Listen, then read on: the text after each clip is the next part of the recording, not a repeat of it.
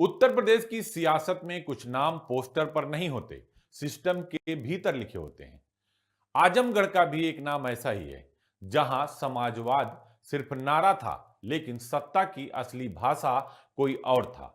और वो कौन था जिसके सामने ये सत्ता की भाषा असल में रसूख में बोली जाती थी। और उस भाषा का सबसे बड़ा नाम था बाहुबली रमाकांत यादव। वो सिर्फ नेता नहीं था, वो एक असर था।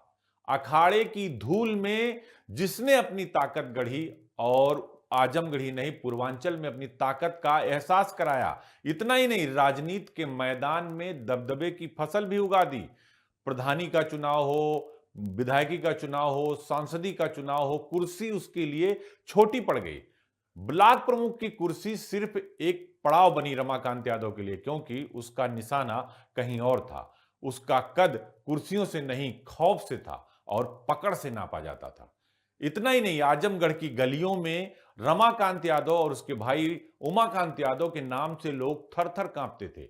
उसके नाम से दरवाजा खुलते थे, उसके नाम से दरवाजे बंद होते थे और जरूरत पड़ने पर वो आवाजें भी बंद कर देता था। इसका मतलब समझ रहे होंगे दोस्तों आप, कि आवाजें बंद हो जाती थी या फिर चीख में बदल जाती थी। पार्टी कोई भी हो, चुनाव वही जीतता था जिसके पीछे रमाकांत यादव का इशारा होता था। और यही वजह है कि ये कहानी सिर्फ एक व्यक्ति की नहीं है, ये कहानी उस दौर की है। ये कहानी सियासत के उन चेहरों की है जो चेहरे पहचान बन गए। दबदबे से चलाई जाती थी जिनकी सियासत, जिनके नाम से ही राजनीति में लोग आगे बढ़ते थे। उनको लगता था अगर रमाकांत यादव हमें पहचान लेंगे बड़ी भीड़ में, तो मैं युवा नेता बन जाऊंगा और मैं अगली पंक्ति का नेता बन जाऊंगा। पूर्वांचल की वो धरती जहां की हवाओं में आज भी बारूद और बयानों की गंध घुली है, उस धरती का सबसे चर्चित किरदार है रमाकांत यादव।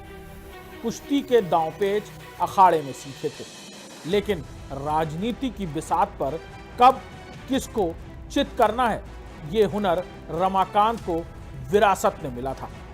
पुरानी जीप पर सवार रमाकांत, पीछे समर्थकों का हुजूम। वो जमाना अलग था जब नेता का रसूख उसकी रैलियों की भीड़ से नहीं, बल्कि उसके पीछे चलने वाले दम से तय होता था। नेताजी के सबसे भरोसेमंद योद्धा रमाकांत ने जब समाजवादी पार्टी की साइकिल थामी, तो आजमगढ़ विरोधियों के लिए नो एंट्री जोन बन गया। विचारधाराओं की बेड़ियां उन्हें कभी बांध नहीं पाई। वो कभी हाथी पर सवार हुए तो कभी कमल खिलाया, पर उनका अपना रुतबा कभी कम नहीं हुआ।